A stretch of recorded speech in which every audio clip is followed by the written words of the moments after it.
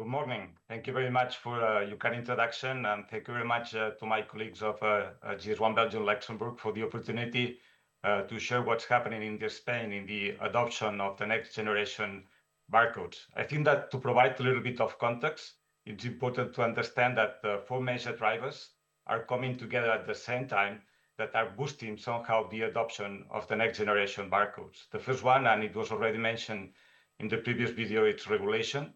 There's regulation in place and regulation being developed that will rely on sharing information with trading partners and consumers by electronic means. The second one is an increasing demand from the consumers to get more and more transparency on the products.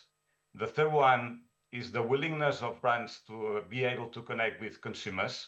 And the fourth one is an opportunity to improve certain processes at the point of sale that were not feasible with the current barcode. And this is when we put all these different drivers together, the adoption of QR code is the answer to some of these questions.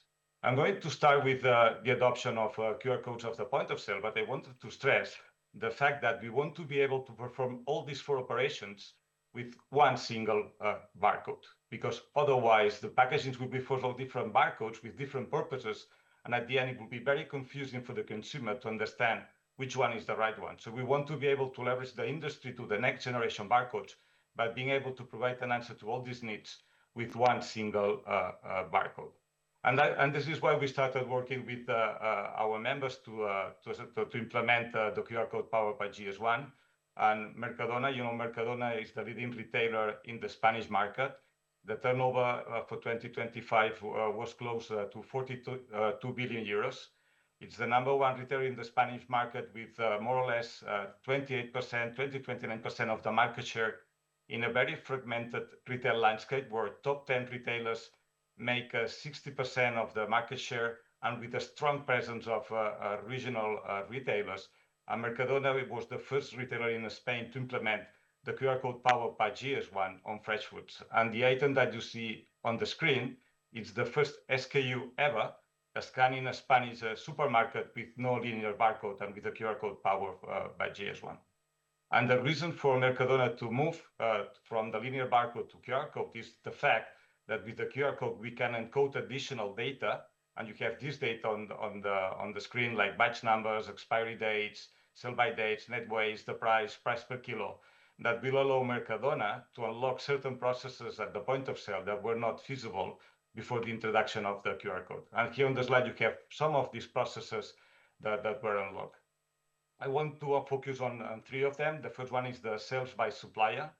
And it was a decision that Mercadona took some years ago that to increase the visibility and to manage and to improve certain processes, even for the same product, even if they had several suppliers for the same item, each supplier was located a different GTIN for the same item.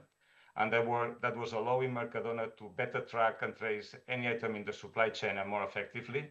But this option or this functionality could not be extended to variable measure products because some of the limitations with the linear barcode. The second one, which is important as well, is that improve the traceability of all the operations of the supply chain, including the POS. And the POS is now able to retrieve data like batch number and expiry dates in a very effective dates. And this is combined with the fact that certain data is encoded, processes like prices, markdowns, or the management of the expiry dates is made in a much more effective way in the operations on the set floors. And what I wanted to show is just a couple of these processes. The first one is linked to the traceability improvement at the sales floor. The Mercadona used to have a manual process that when you want to retrieve any data from the product, they had an application on a tablet, they need to go search the product, key on the relevant data, identify the supplier. It was a manual process that was taking several minutes. And now, thanks to the introduction of the QR code, you can realize how the whole process was simplified. There's an application on a tablet, the QR code is a scan, and all the information is automatically retrieved. That identifies the supplier, that identifies the item, uniquely identifies the item, the batch number, the expiry date, and any incident and any issue with this item can be automatically communicated to the supplier. So a process that was taking several minutes shortened down to several seconds. The second one is price markdowns. Now you're going to see in a minute the previous process when there's no, it's a regular practice, and it's the case in Belgium as well and Luxembourg, that when we have some products that they are close to the expiry days, the price of this product is reduced to facilitate, well, to promote the sales of this item. And what you see on the screen is the formal process that you need to take the product out of the fridge, try to find a scale. You need to prepare the labels. In this case, 3 different labels were attached, announcing that the price was reduced. And then it starts a manual process where the item needs to be reweighted because the barcode does not contain the weight. And the new price per kilo needs to be calculated as well. So all this data is entered into the scale, the product reweighted and relabeled. And finally, with all the 3 different labels, the product is put back to the fridge.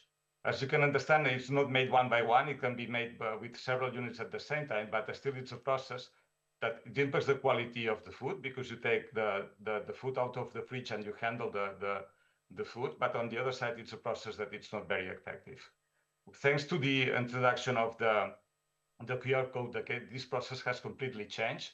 And all the stores, around 700,000 stores in Spain and Portugal, were equipped with a mobile reader and a mobile printer. And now, since the QR code has the weight encoded, the mobile device will read the QR code and retrieve all the data, like the weight and the price per kilo. The percentage of reduction will be introduced on the mobile device, a new label printed, and and just put on the product. This process is 6 times faster than the previous one we already saw. And all these processes are being deployed in all the different stores in Mercadona. Now Mercadona is working, well, there's another important process as well. In case of any expired product closes the checkout, the sales of this product is automatically blocked. So this product will not be sold to the consumer, and the cashier will take it back. So this is one of the additional processes. Now Mercadona is working to optimize the inventory management on the sales floor, not based only on the item, but also on the item and the expiry date. So that will allow them to reduce the 4 times a day that they review all the fridges to only 2 times a day. So the example I shared before is just the first SKU, but now the QR codes are deployed in all meat variable measure, meat fixed measure as well. And here you see the example of carpaccios and burgers. The main difference is the data that is contained in the QR code. In this case, there's no need to encode the weight or the price per kilo or the price, because we already have the JIT in the batch number, the expiry date, and the sell-by date encoded. And all the meat is completed. Now Mercadona is deploying, and you see the burger, which is the ready-to-eat concept that they have in the stores, is being deployed in the ready-to-eat. There's one item in the store which is a champignon mushrooms that is already QR code enabled as well. But now the next priorities for Mercadona is fish, and you see this is one of the main targets for 2026. Fruits and vegetables will follow, and then we'll look at expanding that to cheese as well. So the second use case from a retailer is Bonaria. Bonaria is a regional retailer, mainly in the area of Catalonia.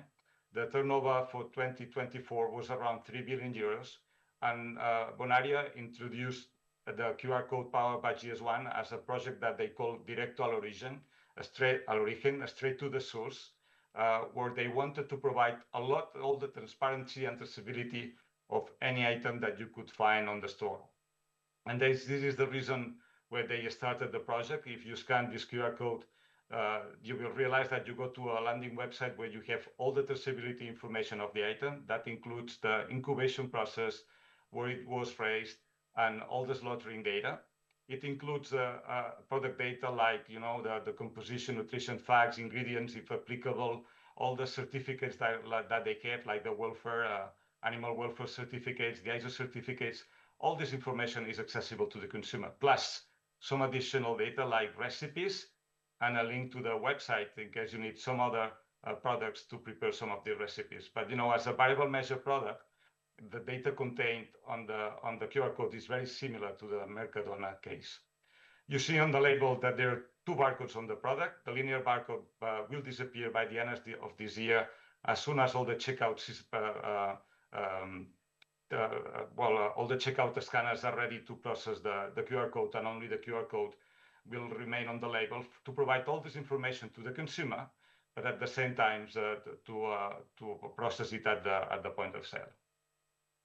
And the last project that is running in the Spanish market since last quarter 2025 is Amalle Origin. Amalle Origin is a regional retailer that is specialized in fresh foods.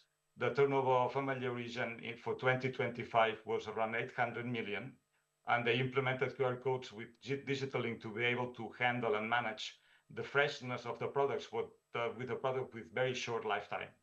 And for Amalle, a very short lifetime, it's less than 15 days. And it's applicable for both for fixed measure items and variable measure items. As in the previous cases, the only difference is the data that it's encoded in the QR code. But at the same time, the main objective is to be able to better manage the products with expiry dates at the safe floor to make sure that when the consumer buys a product, this product has the maximum level of freshness when the consumer takes it home. And this is the main objective for the project. Currently, it's deployed in around 20% of the SKUs that they are part of this very short lifetime assortment. But the objective is that in 8 weeks, it will be deployed to 60% of the SKUs. So it's moving very fast. And we are working with the suppliers to get them ready to print the QR codes with the right quality. You see, mainly on the right side of the screen, that the linear barcode is still there. They need it for certain processes, but not for the checkout. And all the checkout and all the processing in store is made with a QR code, and the linear barcode is not processed at all in the scanner. This is what is happening on the retailer side, so that you can see that we have 3 projects live and already running in the market. All the things that you see on the slides, they are in production, and they are part of the regular processes at the moment. But at the same time, we are working with brand owners as well. And it was mentioned in the video, so I will not go long on this slide, but there's a regulation that applies to the wine sector and a sales regulation to spirits that is allowing them to share certain product data with the consumer online if they include an easy mechanism to access this product data on the label. And this easy mechanism to access this product data, it's a QR code. And there are over 1,300 winemakers in Spain that they are using QR codes powered by GS1, like the ones that you see on the screen, to share, to provide this product information to the consumer. And in parallel, we know that this information for the consumer is not only applicable, and we don't want it only for the wine industry, but we are working with a broader scope to implement the digital label concept, where product data is shared with the consumers, but at the same time, when we are out of the alcohol content products, we can do some consumer engagement as well. And you can see, and you can try to scan some of the barcodes, of the QR codes that you have on the screen. But we are working with companies like the one that you see on the screen to implement the QR codes to provide all the product data. And you can scan this QR code as well as you want. You should get the information. If your phone is in French, you should have it in French. If your phone is in English, you should have it in English. And if your phone is in Flemish, you should get it in Flemish. But you want to realize that you have in your own language all the product data, and that includes the ingredient lists and the nutrition facts. But the company uses that to provide some additional engagement with the consumer, providing videos and like promotions where you can access other websites to participate in certain promotions, that you can access the social media. So in brief, that is what I wanted to share with you. I thank you again for the opportunity to be with you and share what is happening in the Spanish market. There is certainly more to come, because we are working with 3 more retailers to deploy the QR codes in the Spanish market. But what I can tell you is that we see a big momentum in the adoption of the QR codes in the Spanish market, for both the retailer side and from the brand owner side. So thank you very much for listening, and looking forward to the next steps.